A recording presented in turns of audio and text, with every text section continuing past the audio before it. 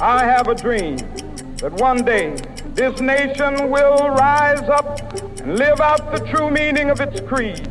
Looking Black in Time. Why is February so important to Black history? The 13th Amendment, which formally abolished slavery, was officially approved on February 1st, 1865. In this photo, almost 100 years later, President Harry Truman proclaims February 1st as National Freedom Day. He is flanked by leaders of the NAACP and the reigning MVP of the Negro League.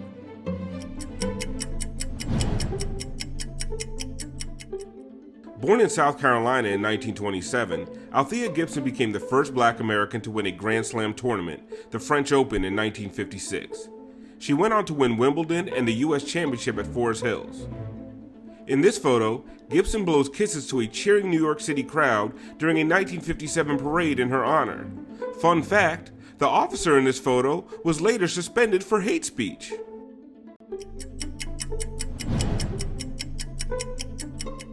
The Rainbow Coalition was an anti-racist, anti-class, multicultural movement founded April 4, 1969 in Chicago. The group was founded by Fred Hampton of the Black Panther Party, along with William Preacher Man Festerman of the Young Patriots Organization, and Jose Cha-Cha Jimenez, founder of the Young Lords.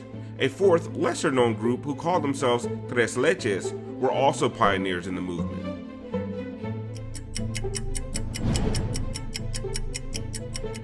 Rosa Louise Macaulay Parks was an American activist in the civil rights movement, best known for her role in the Montgomery bus boycott.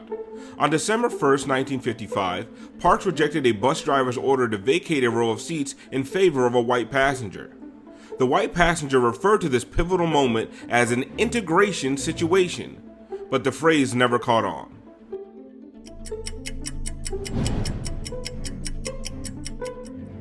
The first pair of Air Jordans were created for Michael Jordan during his time with the Chicago Bulls in 1984 and designed by Peter B. Moore. The sneaker revolutionized the sports apparel industry and led to MJ being the first billion-dollar Black athlete. The Air Jordan paved the way for other signature sneaker deals for players like Dwayne Wade, Kevin Durant, R.J. Barrett, and of course, Gordon Hayward.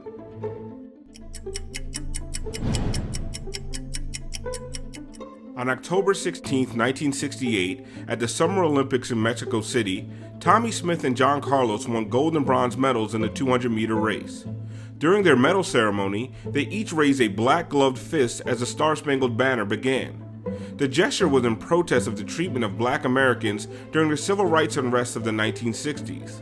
Oddly, fans of the rarely mentioned fourth-place finisher dropped confetti from the stands and shouted "Bing Bong" in the streets.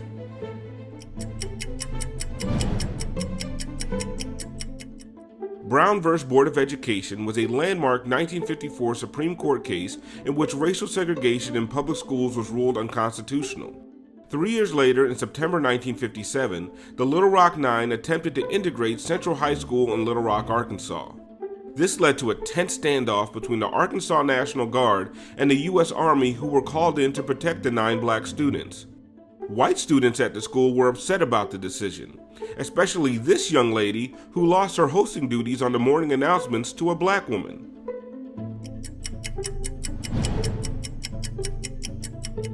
On February 1, 1960, 4 young black men entered the Greensboro Woolworths and sat down on stools that had until then been exclusively for white customers. The 4, Franklin McCain, Ezell Blair Jr., Joseph McNeil, and David Richmond, asked to be served and were refused, but they did not get up and leave. Instead, they launched a protest that lasted 6 months and inspired sit-ins at counters across the country. This diner owner in the city of Denver was so upset that he had his brothers come in to hurl empty threats at the protesters. This was another edition of Looking Black in Time.